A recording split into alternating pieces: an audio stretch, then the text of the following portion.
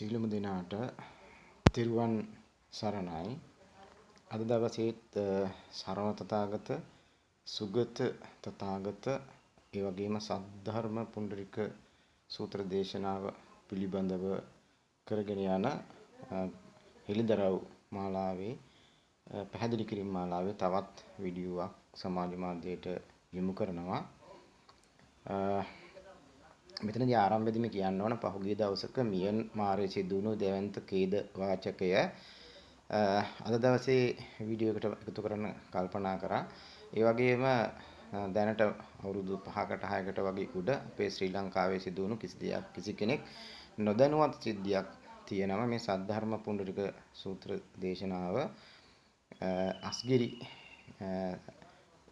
අස්ගිරි විහාරයේ ස්වාමීන් වහන්සේලාට නායක ස්වාමීන් වහන්සේලාට බාර දීලා තියෙනවා සරව තථාගතයන් වහන්සේ. ඉන් අනතුරු ඕනේ කාරණා දෙක පිළිබඳව අද වීඩියෝට ඇතුළත් කරන්න කල්පනා කරා. විශේෂයෙන්ම ඇත්තටම ඒ අවස්ථාවේදී අස්ගිරියට මේ සූත්‍ර දේශනාව බාර දීපු අවස්ථාවේදී ඒක සිදු නොවීමේ හේතුවත් එක්ක කොරෝනාව ඉස්මතු වුණු බවට ඒ වගේම මියන්මාරයේ බුදු පිළිම විනාශ කරපු අවස්ථාව සහ ඉන් අනතුරුව සිදු වුණු භූමිකම්පා අවස්ථාව මේව තමයි අද විශේෂයෙන්ම අපි සියලු දෙනාම ශ්‍රී ලංකා වාසී ලෝකවාසී සියලු දෙනාම සැලකිල්ලට ගත යුතු ඉතාමත්ම සුවිශේෂී කාරණාව බවට පත් වෙන්නේ. ඉතින් මෙතනදී විශේෂයෙන්ම මේ සද්ධර්ම පුණ්ඩරික සූත්‍රය විකාශන කටයුතු කරවා ගැනීම පිණිස යොමු කරන මේ වීඩියෝ මාලාව අනිවාර්යයෙන්ම මුණ ගැහෙන්න ඕන ශ්‍රී ලංකා රාජ්‍යයට වික්ෂුන් වහන්සේලාට දිගින් දිගටම සිහිපත් කරනවා. මේ සූත්‍ර දේශනාව විකාශන කටයුතු කිරීමෙන් අනතුරුව තමයි මේ සීලම විනාශකාරී තත්ත්වයන් නිමාවටපත් වන්නේ යන වග ඉතාමත්ම ගැඹුරු අධ්‍යයනයක් වසරක් පුරාවට කරපු ගැඹුරු අධ්‍යයනයකින් අනතුරුව කරන විශේෂ හෙළිදරව්වක් තමයි මේ කරගෙන යන්නේ. එතකොට මේ අපේ ශ්‍රී ලංකාව තුළ ඇතිවෙච්ච සිද්ධිය ගත්තාම මේ කොරෝනාව නිසා කොච්චර ජීවිත ප්‍රමාණයක් ශ්‍රී ලංකාව විතරක් නෙවෙයි මුළු ලෝකේ පුරාම විනාශ වුණා, මරණයටපත් වුණා, පොළවටම සමතලා වුණා. එතකොට ඒකට මුල් උනේ මේ සූත්‍ර දේශනාව විකාශන කටයුතු කිරීමට මුල් විය යුත්තේ අත වශයෙන්ම අපේ නායක ස්වාමීන් වහන්සේලා රජය එකතු වෙලා. එතකොට දැන් අද වර්තමානයේ වන විට දළදා ගෞතම බුදුරජාණන් වහන්සේගේ දළදා ධාතුන් මේ මහජනතාවට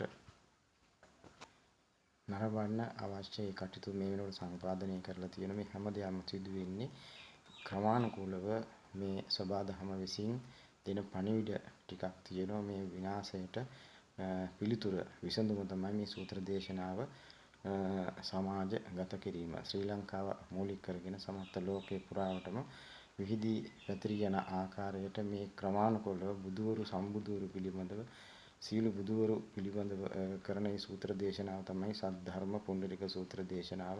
ඒ විකාශන කටයුතු කිරීමට දෙන සබාදහමෙන් දෙන පණිවිඩ ටිකක් තමයි මේ භූමිකම්පය ඇතුළු ඒ සියලුම කරුණු බවට පත් වෙන. මොකද බුදුවරයෙක් සමස්ත ලෝකෙටම එක්කෙනයි එක ඉරක් එක හඳක් සියලු දෙනාට එළිය දෙන වගේ එකම බුදුවරයෙක් සමස්ත ලෝකයටම අපේ මේ ශීරපතය තුළ ඒක ඒ ආකාරයට සිද්ධ වෙනවා. ඉතින් මේ කාරණාව දිගින් දිගටම අපි දැනුවත් කරන මේ වීඩියෝ තුළ විශේෂයෙන්ම බලාපොරොත්තු වෙන්නේ මේ ඇස ගැටෙන මේ වීඩියෝ බලන සියලු දෙනා අනිවාර්යයෙන්ම අදාළ වගකිව යුතු අයට මේ වීඩියෝ යොමු කරන්න තරම් මේ වෙලාවේ සියලු දෙනාගේම ඇස් ඇරෙන්න ඕන. තවත් භූමිකම්පාවක් අපේ අත ළඟම දැන් ජපානයටත් භූමිකම්පාවක් වෙච්ච බව දැන් ආරංචි වෙලා තියෙනවා. ඒ වගේම ශ්‍රී ලංකාවටත් නොබෝ දිනකින් එන අනතුරෙන් වළක්වා ගැනීම පිණිස මේ සූත්‍ර දේශනාව සජ්ජායනා කිරීමට අවශ්‍ය සියලුම කටයුතු අදාළ වගකිව යුතු අය විසින් සම්පාදනය කළ යුතු දවස අද වෙනකොට උදා වෙලා තියෙනවා. ඒක නිසා සියලුම වික්ෂුන් වහන්සේලා විසින් ගත යුතු තීරණය තමයි තමන්ගේ තියෙන වෙන පටු අරමුණු පැත්තකට දාලා සමස්ත රට ජාතිය සම්බුද්ධ ශාසනය සහ ලෝක ඒ සිදුවෙන මේ මහා විනාශයන් වළක්වා ගැනීම පිණිස මේ දිගින් දිගටම අවුරුද්දක් පුරාවටම මේ පැහැදිලි කිරීම මාලාවක් කරගෙන යනවා.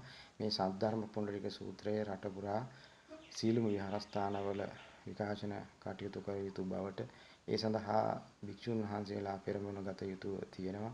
ඒක සිද්ධ නොවන තත්වයක් තුළ තමයි දේශපාලන අධිකාරියට දිගින් දිගටම මේ පැහැදිලි කිරීම කරගෙන යන්නේ.